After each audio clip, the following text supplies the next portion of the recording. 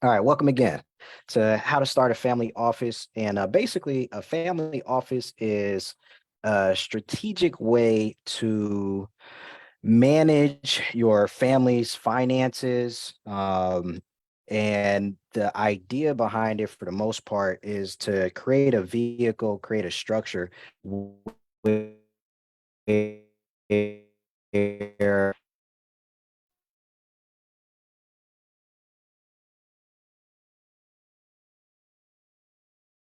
uh,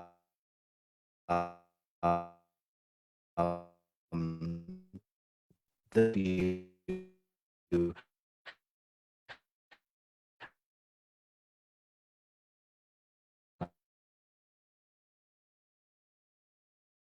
number one, preserve the capital. So that's in the sense that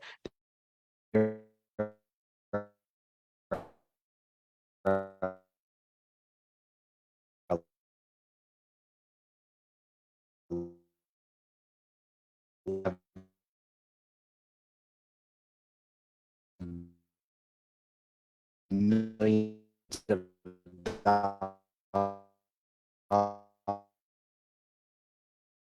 dollars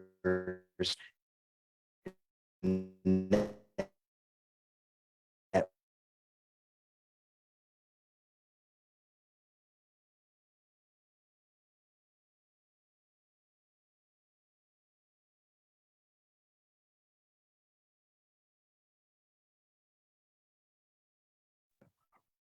All right, we're gonna have some problems tonight. I can see Zoom is just acting up. But yeah, the more money that the family has, the more money that the family is worth, the more likely they are to have um, a formal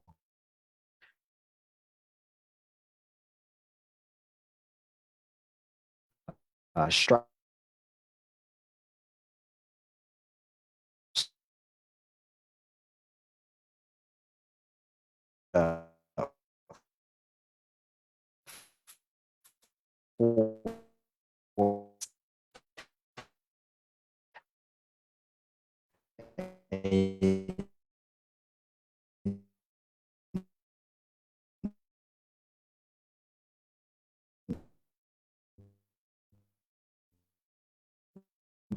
You your awareness about.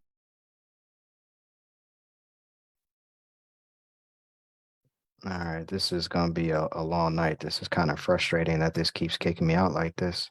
All right, so let's just power through, man. We'll definitely host this again because there's obviously going to be a lot of interruptions. But yeah, but the mindset, the knowledge, the awareness, the strategy behind it can be implemented at any level. It's just the depth in which that structure is set up and the amount of people that work for you, et cetera, will change. But the mindset and the approach towards it is one that you can that you can mimic. Now, if you're an entrepreneur, if you're a business owner, or if you're an employee, but if this you'll probably have a different perspective and understanding if you are or have been a business owner, an entrepreneur, or somebody who's going through that now. Because as we kind of go through things, what you'll realize is that a family office is a business. A family office is a company. It's a business and a company that is specifically created and specifically designed to manage your family's wealth. And by family, that could be you as a sole person. Maybe you have a wife or a husband or a spouse and kids. That's your immediate family. And that's going to be the family office that you have put together, your lineage. Now, there is what they call a multifamily office where multiple families come together and essentially they share the resources or they share the burden of putting together this family office and they leverage their resources to have this structure manage the wealth on behalf of multiple families. But nonetheless, it's a business, it's a organization, it's a mission, a vision statement, it's core values that are aligned with the family.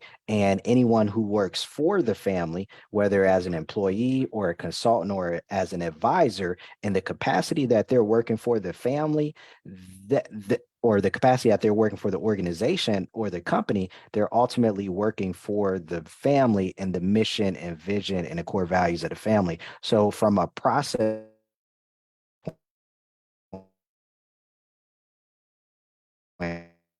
with the same, similar to how you would start a business, there's what they call the family compass.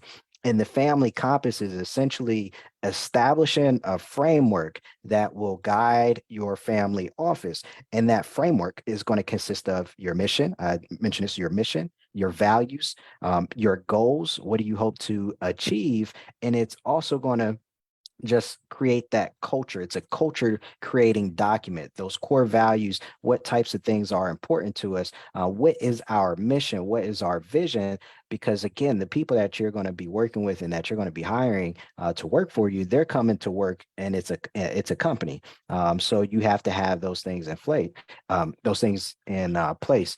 So let's talk about a couple things. Actually, I want to tell you kind of the source material for this. I'm by far not an expert on family offices. I've actually learned quite a bit about family offices over the last 4 or 5 months in terms of the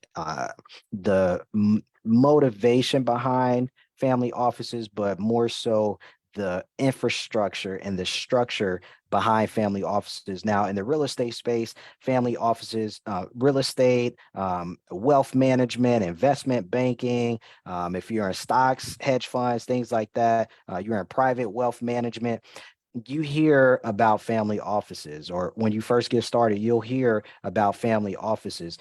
You'll hear about family offices as a source of capital, pushing their weight around and essentially being a major, major source of funding, but also the reality that it can be difficult for you to get into the family office community or the family office environment. So, as part of what I do, and me planning, right, the vision and where the organization is going, I know that family offices is a significant source of capital, significant source of potential opportunity down the line. So it's advantageous for me to learn as much as I can about family offices, and then in the process, what I've learned and what I've realized, or more so what I've learned, is a more strategic, a more intentional, and a stronger method or way for essentially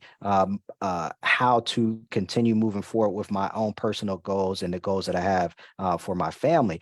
So much so that what I've kind of deemed family offices is giving aim to your wealth building journey, right? And I say that because if we're going to work every single day, we're trying to build businesses, we're trying to invest in stocks or crypto or trucking businesses or e-commerce or whatever it is that you're trying to do, you're ultimately trying to make money, right? So that you can provide for your family, so that you can give money away, et cetera, et cetera. Well, as you get older, whether you got money or not, life becomes more complex, right? The dynamics of money become more complex. And so having formalized structures, having clarity and understanding about like what am I ultimately trying to achieve, right? Like, yeah, you could put together a wheel. Is that sufficient? Right, like you could give some money away. Is that sufficient, or is that the best you can do, or is that the most ideal method? So that's what I consider family offices. It's just giving aim to your wealth building journey to let you know that at some point in time, the goal transitions from the creation and the growth process to more so the preservation process. And so this is a system that allows you to do that. But my point was the source document, or the source of information, the main source of information for the industry, because the industry is actually still pretty young in terms of its actual formation, formalizing as a formal industry. There's a guy named Richard Wilson, who has a company. I can't think of the name right off the top of my head, but he basically has pioneered the family office industry in terms of formalizing it. So he wrote a book about starting and running family offices. And what he does as a business is he provides services to family offices, and manages and helps manage the wealth on behalf of multiple families that have net worths of $1 billion or more. So he is really he put out some great published information. He has annual conferences and things like that. So that's the source document for this. So when you see me looking down, I'm just kind of looking at some of my notes from from that publication.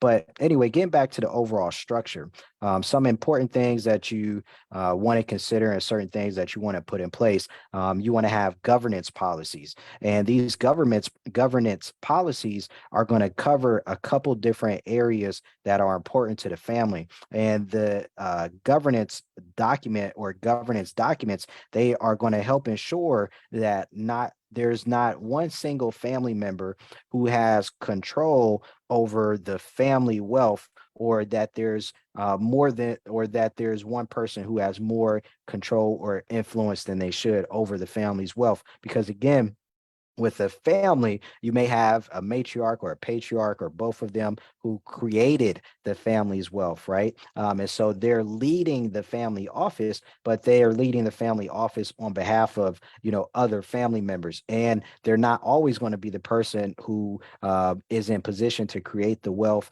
or even help run the family office. So there has to be a way for the knowledge and the experience and all of that to transfer over, but also just to make sure that everybody is being represented in the family office. One of the things I like about this concept of family offices is that it requires you to tighten up your family structure.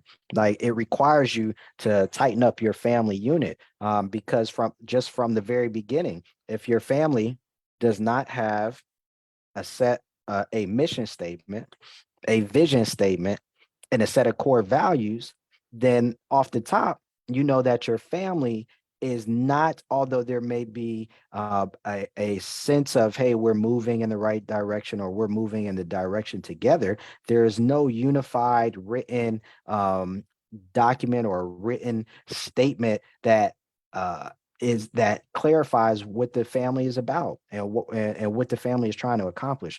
So anyway, some of those governance policies or documents are going to be an ethics policy document, which is going to explain what is acceptable behavior as a family member or an employee. Again, these are documents that start to create the culture, and the culture of the family office is going to most likely is going to mirror the culture of the family. So in a way, you're documenting and you're capturing the essence of what your family stands for. The core values, I mentioned the core values, just articulating what are the top 5, what are the top 7 core values of this family office, of this business, of this organization that ultimately represents us as a family. Another element is going to be your investment mandate. Now, this document is going to be a guide where it dictates and determines where the money should be invested. It's also going to talk about how the money should be diversified, how the money should actually be deployed, and how the money should be protected. So again, you now have a written document that is starting to establish a family office, but then determining the rules, how this family office actually is going to operate. Then you're also going to have your key performance indicators. Your key performance indicators, we're actually doing a training on KPIs on Friday for our group coaching call. There's more information about that on my fan page. You can just join the Multifamily Investors Collective. But if you aren't familiar with KPIs, KPIs are basically performance related numbers. If it's a job, typically you're going to have these on jobs, right? But if it's a business has KPIs, employees have KPIs, but they're basically established performance metrics that allow you to determine where somebody or something, an organization, a company is actually performing relative to the benchmarks that are set. So the family office is going to develop KPIs for the individuals that work for the business. Now, each individual is going to typically be responsible definitely for one major KPI, but then they may also be responsible for up to three KPIs or more. But nonetheless, you're going to develop what the KPIs are that are going to allow you to effectively manage and evaluate your family office as a business. Then you're also going to have your systems and your processes. Your systems, in terms of developing your systems, one of the things that you'll have to do, and this is, again, just like any business, you have to have documented processes, you have to have documented procedures so that if you do either lose a person because they quit, they passed away, they found a new job, you had to fire them, whatever the case may be, the institutional knowledge and the know-how of this organization is preserved through the creation of processes and through systems. So in order for you to do that, the people who work for you, they're going to be tasked with developing these systems and these processes along with you developing them or helping to develop them initially. All right, so if you have any questions or comments, feel free to drop them in the comment section, and we'll just continue to push forward with some of the things that we want to cover tonight. Let me see. All right. All right. So I forgot about my slides. All right. So mission, values, and the vision of the organization. Now we talked about governance policies, ethics policy, core values, the investment mandate, the KPIs, and the systems and processes. All right, so let's talk about starting your family office and some of the things that you actually want to consider, and as well as some of the things that you want to implement. Now, let me put this on silent. All right. Now, one of the things you want to have a clear idea and understanding of is the timeline. How long is this going to take? Right now, we're talking in the context of saying that, hey, this is a $500 million. This family is worth $500 million. We have the capital to employ the people that we need to employ, right? And to get all of these things done in a timely and efficient manner. Now, if you have less than that, whether it be time, resources, or money, or a combination of all three, it may take you a little bit longer. But just from a standard time frame, it could take 3 to 8 months to lay the foundation and the groundwork for starting your family office. But it takes families as much as 3 years, partly because there's the process, the formal process and the documentation process. There are a lot of questions, and we'll cover some of those, but there are a lot of questions to be asked, a lot of questions to be answered. And then there's also the personnel factor and the finding and the qualifying and the hiring of people who are going to work for the family office. And that's both people who are going to be employees and or external consultants and advisors. And we'll talk about kind of where family offices fall in terms of their hiring versus using contractors and things like that. So there's a timeline factor. Now, the family tree, because you're creating a business on behalf of the family to focus on the family's resources, financial resources, we got to have a clear idea of who the family is, right? Like we got to have a clear idea of who the family is. So you want to put together a family tree. Now, this should be relatively simple, right? You have the mother, you have the father, you have the two spouses, whatever the situation is, you have the children, but then you have to, there are decisions about how far down reaching does this family office benefit the family.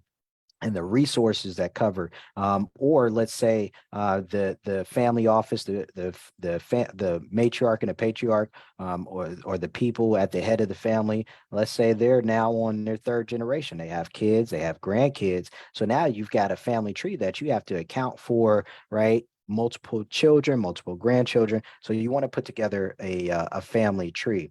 The next thing you're going to want to put together is your organization chart, your organizational chart, and this is going to depend on, again, how many people are being hired, what the structure of the family office is going to be. But the organizational structure is going to include the people that you hire and the people that you don't hire. So you're going to want to develop that organization chart to say, okay, these are the areas that have to be covered. And then under that, these are the people that are covering those areas. Now, generally, let's say from a business standpoint, if you think about it relative to a business, your organization chart is going to have your leadership, it's going to have your board of directors, it's going to have your advisory board, any other boards or committees that are at that higher executive level. But then you're going to have your departments. You're going to have your marketing, your sales, your finance, your operations. And then you're going to have people leading those various departments. So if you think about it in that manner, and we'll talk more about some of the elements of the organization chart, but the bottom line is you want to start to create what the organizational chart is, and that organizational chart is going to be dependent upon the needs of the family office. So to help you get to that point of developing the organizational chart, there are a couple of different assessments that you're going to want to do. You're going to want to do your listening and needs assessment, which is identifying what is known, expected. You want to review past troubles, stories of others that you can mimic, or stories of others that you can relate to, other family offices and different situations and things that they faced. But you want to have that needs assessment. The second thing is the family office compass construction, right? You want to put together that mission, the vision, the core values. Then you want to have a resource and talent assessment. And this is where you're actually looking at and saying, okay, what expertise do we have in-house in terms of the family itself, because we're talking about significant amounts of wealth. At some point in time, somebody was able to make this money, so there's a high degree of expertise, a high degree of experience, most likely in some field, in some sector, in some industry where there's high competency, there's high efficiency, there's high effectiveness. But then that also means that there are other areas where there are going to be knowledge gaps and experience gaps. And so we want to identify those in relation to what our ultimate goals are, and then start to map out where do we have deficiencies, or where do we need to supplement through our relationships. Then you have the implementation phase. I talked about, hey, this could be a 3-year process. Well, that implementation phase is going to take you 2 to 6 months or more. It could take up to 3 years. So you have to factor in the implementation phase, and how much time that is actually going to take. And then you have your operations. We talked about the processes, and then investment decision-making policies. It's going to come from your investment mandate, and we'll touch on that in a little bit. So let's move on. Talk about a couple more things. All right, more considerations. Yep. All right. So some other things that you're going to want to consider that are going to be important when it comes to your family office. One of them is going to be, where is the family office located? Where is the family office based out of? And that's an important decision factor because of taxes. As you kind of navigate the world of wealth management, and you learn more about wealth and how wealth is created, one of the biggest, if not the biggest areas of importance is tax strategy, and how to reduce, defer, and eliminate taxes. So when we are talking about the formation of the family office, you got to think of it like this is the headquarters of the business. This is the headquarters of our operation. So where do we want to put our where do we want that headquarters to be? And we want it to be in a tax advantageous environment that's going to be advantageous to us so that we're not being taxed on the wealth that we're trying to preserve, and we're not being as taxed on the wealth that we're trying to create. So here are a couple places, both in the US and abroad, that tend to be more favorable locations for family offices. You have Texas, you got Florida, you have Nevada. From an international standpoint, you have London, you have the Bahamas, you've got Puerto Rico, you got Monaco, you got Singapore, Switzerland, and the Cayman Islands. So just some considerations there. Some additional considerations, your accounting and your administration. Are you going to outsource this, or is this going to be something that's being managed in-house? You also have your technology solutions. Your literally, what are your tech solutions, and how are you going to handle those? You're running a business. This is a business. This is an organization. It's going to have tech needs. Generally speaking, family offices tend to spend anywhere between 20,000 to 200,000 or more a year just on their technology needs. But it's an area that you want to analyze. Where are we storing documents? How are we storing documents? What softwares are we using? You've got your direct investing and your operating businesses. Statistically, more than 85% of single family offices, which is just your single family, not your multifamily office, but more than 85% of family offices own operating businesses. Now, when I talked earlier about, hey, if you're a business owner, if you're an entrepreneur, those types of professions, even if you're an employee and you have a business on the side, or you manage your life and your investments as a business, and you're moving forward in that manner, then a lot of this stuff you're like, okay, it starts to make sense. But more importantly, the skill set behind knowing and learning how to run a business are amplified in the family office structure, because again, it's a business. So having the ability to or the know-how and the experience of operating a business is going to come in handy, because more than likely a operating business is going to be a significant part of your investment portfolio. In fact, it says that more than 40, anywhere between 40 to 75% of a family's net worth is tied up in a business or in operating businesses. So the likelihood that you're going to be owning a business, if not more, is extremely high. So let's talk about investment management. Investment management is essentially the process of managing investments. There are companies, there are organizations, there are advisors who can manage the investments on your behalf, whether it be the business, your stocks, or what have you. But there is a decision factor that has to be made in terms of how are we going to manage our investments. And I'm looking around, I realized I did not grab a water, and I'm gonna need that. Let's see if I can get in touch with my wife and have her bring me a water bottle. But anyway, so you've got the investment management piece, and deciding on how that's going to be structured and who's going to help you with that. You have the risk management piece. Again, you're dealing in confidential information. You're dealing in documentation. There has to be risk management measures, as well as just protecting the overall investment allocation, and being able to implement risk measures that will allow you to monitor your investments, assess and evaluate your investments, and make adjustments, and put things in place to ensure that, right, we're not losing all of the family's wealth from a bad investment. Risk management, insurance, your insurance needs. Families, everyone has insurance needs. Wealthy families have and just as much, if not more, insurance needs.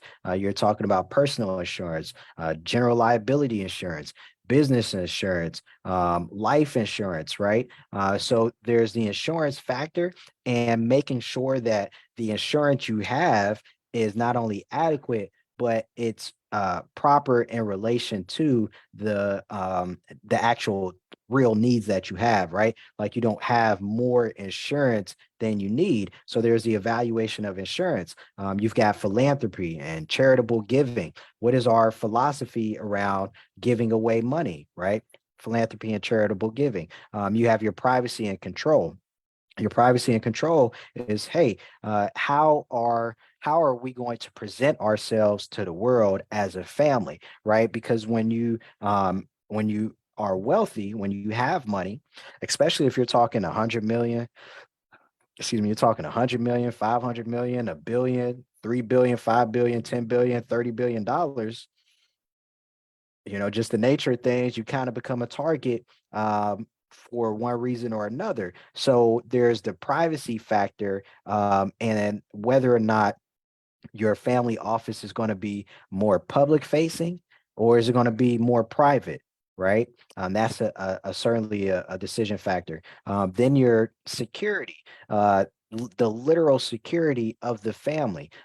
What is the security plan? What are the security needs, and what are the security plans for the family? Does that mean armed guards? Does it mean private security? Does it mean bulletproof vehicles? What does that security plan look like to protect the family? Then you have your press and public relations. What is our strategy? Who are we leveraging to disseminate and put out information? If something were to happen with a member in the family, how do we respond? So having the press and public relations folks in place, as well as a strategy in place that will help with communicating things out to the general public. Then you have your concierge services and your lifestyle management, literally leveraging third parties to be able to manage the logistics of the family, the traveling, right? You may be flying by private jet. You may own multiple homes. You may want to go on, a year-long cruise or whatever the case may be. There are concierge services and lifestyle management companies and services and providers out there. So considering what does that look like for the family, and then making sure that the family office is set up to be able to manage that. And is the family office going to manage that type of things, or is that stuff going to be outsourced? Then you have your strategic partners and outsourcing of solutions. Basically, this is where you're really just making decisions on who are we partnering with and what are we outsourcing. Now, the number one goal of the family outside of preservation is to be able to build the strongest, the smartest, the most intelligent, the most experienced, the best brain trust that you can. And so through your partnerships and your outsourcing solutions, you're bringing people into the organization, or you're bringing advisors to advise the organization. And so you are creating this brain trust of intellect, of experience. And so you want to choose your partners and folks that you outsource to strategically, because although they are working for you, they are also valuable resources. So you want to put together basically the best team and teams that you can. We also have scenario planning, basically thinking about what are some of the worst things that could happen, right? What are the top 3 to 5 worst things that could happen to the family or to the business, to the organization, to the brand, to the reputation, and then putting in place a plan or a tentative plan to be able to handle or manage that type of situation if and when it does happen. And then let's see, just interviewing your advisors, just making sure that you're asking questions and that the proper questions are being asked of you from the advisors and the consultants and the people that you are looking to hire. So, for example, I'll just give you a couple of questions that they should be asking you as they interview you to make sure that one, they understand who your family is, and what your family is about and what the needs are, but then just making sure that they adequately capture those needs, and that they can that they'll be able to help help you meet those needs. So actually, just call my wife to I need some water. See if she picks up. Give me a second.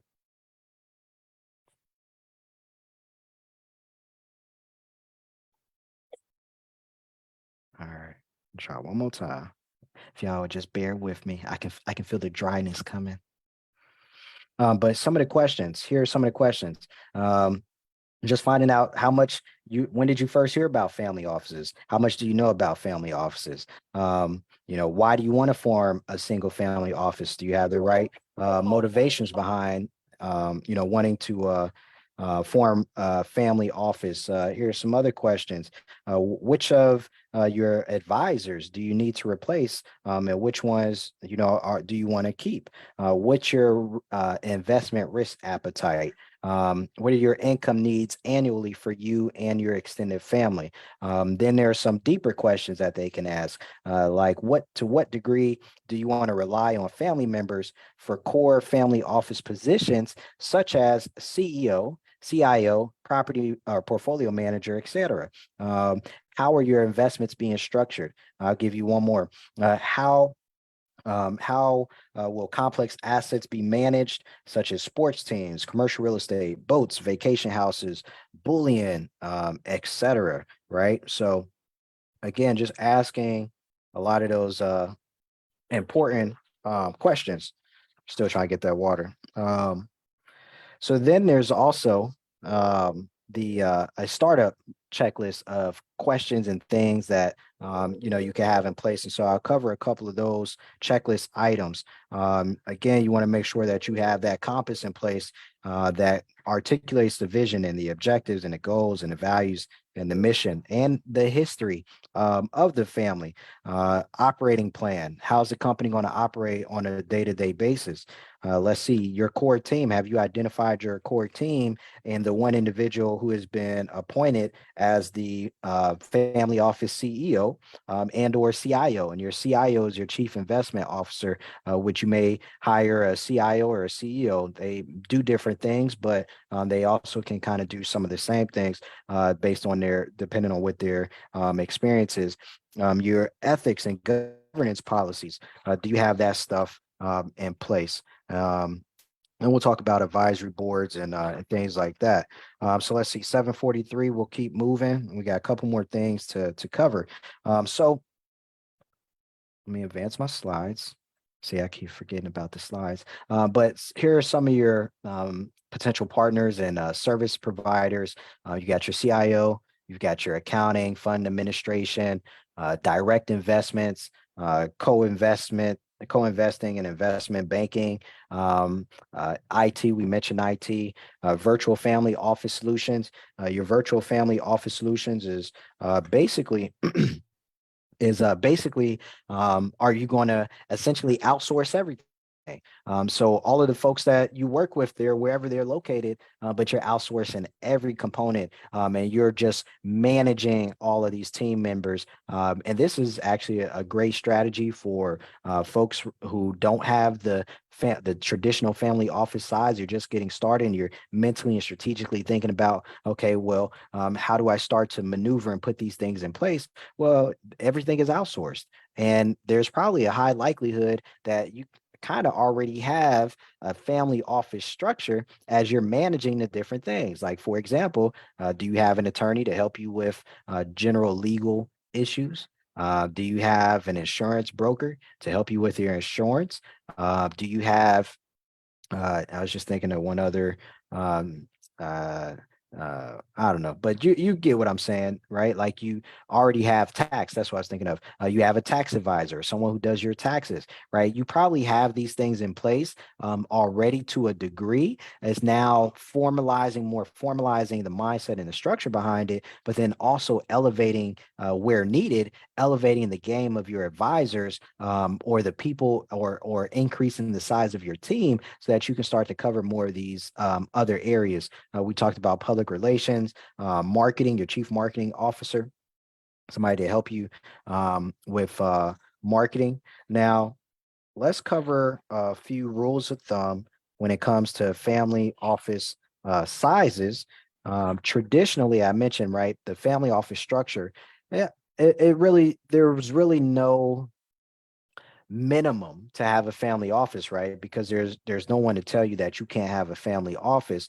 It's more so a question of the size of the family office and starting a family office. The question is more so, what can you afford in terms of the hiring of personnel, whether again outside or inside?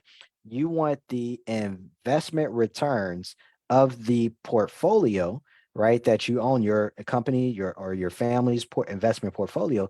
You want the returns of that portfolio to be able to not only continue to provide returns for the family, but also can cover the cost of the internal team that you've built. Let's say you've built a 5 or 7 or 10-person family office where you employ and you provide benefits for 5 or 7 or 10 people who work again on behalf of your family. Then that's where the size of the family office really becomes a question and an issue. Now, here are some general rules of thumb when it comes to outsourcing versus hiring. If the family has under 500 million in assets under management, then they're heavily going to outsource large portions of their family office. So the patriarch or the matriarch may be the CEO of the family office, and then they have a team, outsourced team across all these different areas that they work with. And so the burden of managing and leading the family office is significantly reduced.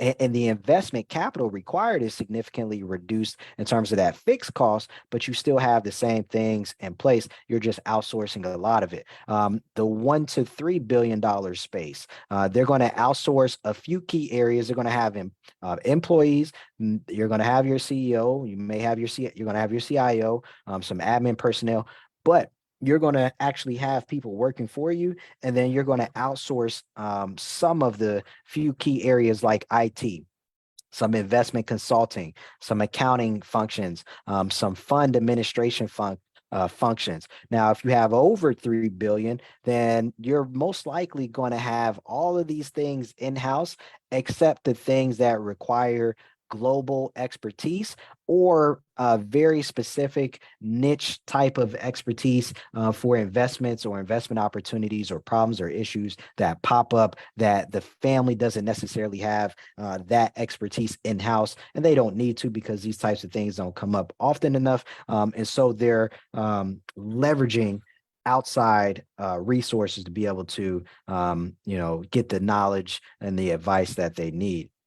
Now, in terms of building these relationships, it is important to evaluate each new relationship on its own merits and determine whether the service is truly necessary and whether you would be better off managing the service internally, if at all.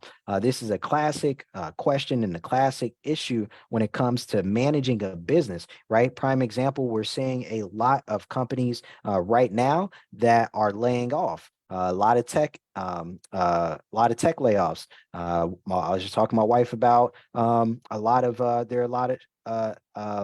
layoffs in the mortgage industry right now, the residential mortgage industry right now. There's always this question of personnel needs and to what degree. And then from a hiring standpoint, just like you would if you were going for a job or if you were hiring for a job, there's a vetting process, there's a relationship process, there's a culture process to determine if the person is qualified, if the relationship is going to be a healthy one, if the core values are there, the alignment is there, et cetera, et cetera. So it's the same way with the people that you're leveraging for your family office. Now let's talk a little bit. Actually, I think we're almost done. We're going to talk about the investment committee a little bit, and we'll talk about the advisory board. And that's going to bring us to a close for today's How to Start a Family Office. So the investment committee. What is an investment committee? And I actually, okay. thought I had a slide. I think I do, but I put it a little further back. So, what is an investment committee? An investment committee is a senior staff group that oversees the investment activities of a single family office. Now, the investment committee structure is not just for family offices. We actually have an investment committee. Companies have investment committees, and the idea is that you have whatever you invest in, there's a process, an evaluation, an analysis process that that investment is going to go through. And as it makes its way through that process, excuse me, as it makes its way through that process, at some point in time, there's going to be a decision point where we have to decide whether or not we're going to move forward with this investment. And with an investment committee, you're able to leverage the knowledge and the expertise of multiple people who are now looking at this particular investment, and they're looking at investments on a frequent basis, and they're making decisions about whether or not to allocate investment or resources into this investment, or to move forward with this investment at all. So that's what an investment committee is. Now, for the family office, the primary function is the preservation of capital and then the growth of capital. But the way that you're going to preserve the capital, the way that you're going to grow the capital is through investments. I started the call off talking about family offices as a source of investment capital. Well, if the family has $500 million, they're not going to invest all $500 million, but they're going to invest a million, right? They're going to invest 5 million or 10 million or 50 million, and or they're going to leverage the strength of their balance sheet to get them into investments and negotiate that in exchange for the strength of their balance sheet, they want equity. Right, you can negotiate equity for the strength of your balance sheet. So there are a lot of different ways that the family is going to encounter investments and have to make decisions, investment related decisions. So the committee allows you to make that not only a more democratic process, but also, again, we talked about risk management. You can reduce the risk just through the knowledge and the process that you have to go through. So as you're forming your investment committee, you got to evaluate what are the needs of the committee. What are the needs of the committee in terms of the knowledge needed, right? The family office may have a particular niche that they focus on, a particular area or areas or industries of investment. So, what levels of knowledge and experience are needed for that investment committee? We also have to decide on how often are we going to meet. That's going to be dictated by the type of investments that we're making. Some investments are going to require that the investment committee meet on a daily basis. Some are going to require that they meet on a quarterly or monthly basis, and they're going to look at investments, but they're also going to evaluate existing investments. Also, questions that you have to answer is, hey, do you want to include a family member? It's advised that you include a family member on the investment committee, but then it's going to be, okay, well, who is that family member? And then how is the committee as a whole going to make decisions? And is there going to be one person who has the ability to override the decisions of everyone else? Or is it going to be done more in a consensus fashion? And then again, from a business standpoint, from an efficiency standpoint, we're going to want to create a clear structure for our meetings. We're going to want to outline the voting power. If you've ever been on a board of directors, I served on a board of directors for the DC Association of Realtors for 5 years. We had a clear mandate. We had clear meeting structures. We had meetings. We had an assistant who recorded everything. We were provided with information before the meetings, et cetera, et cetera. So it's the same manner. You have to have an efficient and effective board. Now, let's talk about a couple best practices when it comes to putting together your investment committee. Now, again, your investment committee right now, it could be your spouse, it could be your child and your 2 children. Right, like we're talking about levels to this family office thing, and we're putting and implementing these types of structures, and we're starting to move towards becoming this family office, right? So you can start extremely small, or as of right now, you're probably the only person who's a part of your investment committee, right? It's okay. But anyway, creating that charter. What is the mission? What is the vision? What are the core values of the investment committee itself? Don't be afraid to debate, right? There has to be back and forth conversation about the investments that we're making, right? So don't be afraid to debate and analyze and discuss these different investments and the nuances, because again, you're investing your family's capital. You want to create strategic and tactical investment committees. Again, we want to be intentional with the investment committee that we're creating, but then also if we need to create subcommittees, temporary or permanent, then you can do that as well. But just making sure that you're intentional and that you're strategic with the investment committee. And then you want to be able to invite outside professionals. One of the benefits of having the committee is the brain trust, right? We talked about the brain trust that's being created. Well, we want to bring in outside expertise to provide us with that different perspective, that different experience level, that different understanding to help advise us on the investments that we're making. And then we want to include at least one trusted family member, trusted family office executive, or outside ultra wealthy family member on the committee. So you'll have your family members. You have an executive from the company. You may have three outside executives or committee members, one of which is another wealthy or ultra wealthy. Right, there's different levels to the categorization of wealth, from sophisticated on up to high net worth, to ultra high net worth, et cetera. So those are some considerations. And just to finish up with the investment committees, and we'll finish up with the advisory board. The role of an investment committee is to help make strategic investment decisions, evaluate or select fund managers, discuss portfolio construction and risk management approaches and implementation, and to ensure the long-term preservation of capital and implementation of the investment policy that they have been given. All right, perfect.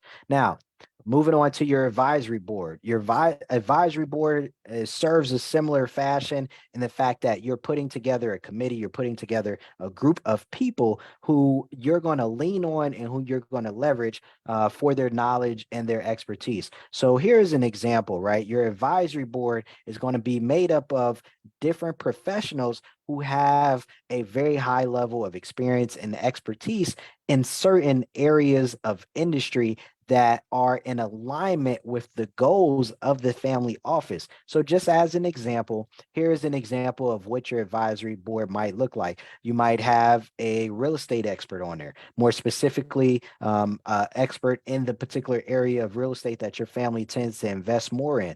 You may have someone who is experienced in startups because you may do a lot of venture capital or want to do a lot of venture capital, right? The advisory board fluctuates with 1 or 2 year terms. So you're bringing people in and bringing people out relative to what your needs are at that time.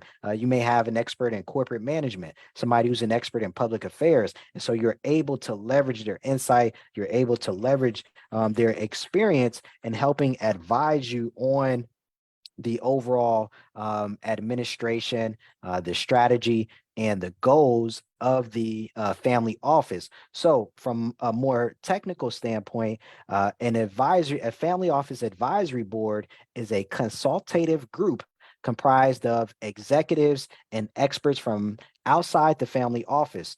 These executives meet quarterly or annually to discuss strategy, management, and any important issues that the chairperson of the board would like outside input on.